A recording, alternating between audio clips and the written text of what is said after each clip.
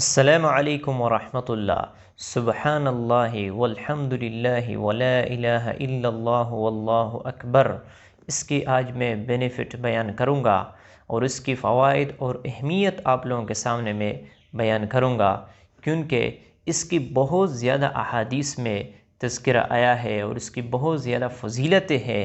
لہٰذا ہر مسلمان کو چاہیے کہ یہ مبارک کلمات کو پڑھتے رہیں، تاکہ اس پہ جو ملنے والے ہیں، جو ثواب اور جو اجر اللہ رب العزت اپنے بندوں کو عطا کرتے ہیں، یقیناً وہ بہت زیادہ ہے۔ مسند احمد میں ایک روایت ہے، کہتے افضل الکلام، سب سے زیادہ فضیلت والا کلام اور سب سے زیادہ اہمیت والا کلام وہ ہے سبحان اللہ والحمد للہ۔ یہ بہت ہی مبارک کلمات ہے، اور ایک روایت میں ہے اطیب الکلام، سب سے پاکیزہ کلمات او سبحان اللہ والحمد للہ ولا الہ الا اللہ واللہ اکبر ہے۔ اور ایک روایت میں ہے کہ ساری کائنات سے جس پہ سورج طلوع ہو رہی ہے اس سے زیادہ یہ کلمات مجھے پسندیدہ ہے، سبحان اللہ والحمد للہ ولا الہ الا اللہ واللہ اکبر۔ تو یہ بہت ہی مبارک کلمات ہے، بہت ہی بابرکت والی کلمات ہے۔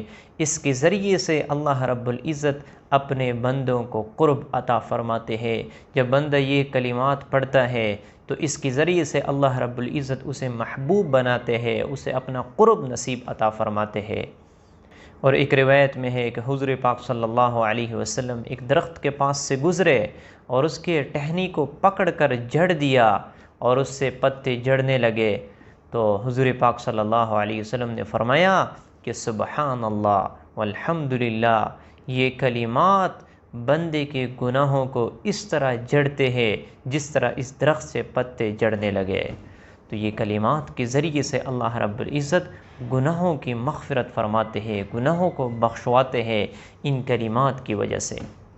اور ایک روایت میں حضور پاک صلی اللہ علیہ وسلم نے فرمایا تم جہنم کی آگ سے بچاؤ اختیار کر لو، اور وہ اس طرح کہ تم کہو سبحان اللہ والحمد للہ ولا الہ الا اللہ واللہ اکبر۔ اس کلمات کے ذریعے سے اللہ رب العزت آپ لوگوں کو جہنم کی آگ سے محفوظ رکھیں گے۔ تو یقیناً یہ بہت ہی بابرکت کلمات ہے، اور بخاری شریف کی جو آخری حدیث ہے اس میں بھی یہ ہے کلمتان حبیبتان الی الرحمن، کہ دو ایک ایسے کلمے ہیں کہ اللہ کو یہ بہت زیادہ پیارے ہے، اللہ کے ہاں یہ بہت زیادہ محبوب کلمات ہے، زبان پہ بہت ہلکے ہے اور میزان میں بہت وزنی ہے، سبحان اللہ والحمد للہ۔ تو یہ کلمات زبان پہ تو بہت ہلکے ہیں لیکن میزان میں، ترازو میں بہت ہی وزنی ہے۔ تو اس کے ذریعے سے اللہ رب العزت بندے کے نام اعمال کو بھر دیتے ہیں نیکیوں سے۔ اور ایک روایت میں ہے کہ جو شخص سبحان اللہ والحمد للہ یہ پڑھتا ہے، اللہ رب العزت ہر کلمے کے بدلے اسے جنت میں ایک درخت لگا دیتے ہیں۔ تو اس کے ذریعے سے اللہ رب العزت جنت میں درختوں کو لگا دیتے ہیں۔ اور یاد رکھنا، یہ جنت ایک چٹیل میدان ہے، وسیع میدان ہے، جس میں نہ پودے ہیں نہ کچھ اور چیز ہے۔ تو یہ پودے یہ آپ نے لگانے ہوتے ہیں، کس کے ذریعے سے؟ ان مبارک کلمات کے ذریعے سے۔ جب آپ ان کے ورد کریں گے تو اس کے ذریعے سے اللہ رب العزت آپ کے لیے جنت کو مزین کرے گا، جنت کو سجائے گا۔ ورنہ اگر آپ کچھ بھی نہ پڑھے تو یہ آپ کو جنت چٹیل میدان ملے گا۔ تو اس مبارک کلمات کے ذریعے سے اللہ رب العزت آپ کے لیے جنت کو سجائے گا، جنت کو مزین کرے گا۔ لہٰذا ان مبارک کلمات کو کثرت کے ساتھ پڑھنا چاہیے تاکہ اللہ کا قرب نصیب ہو جائے اور ہمارے لیے جنت کو مزین کیا جائے۔ لہٰذا مبارک ہے وہ لوگ جو ان کلمات سے اپنے زبانوں کو تر و تازہ رکھتے ہیں، ہر وقت اس کے ورد کرتے ہیں، تو اللہ رب العزت اس کے ذریعے سے دلی سکون عطا فرماتے ہیں۔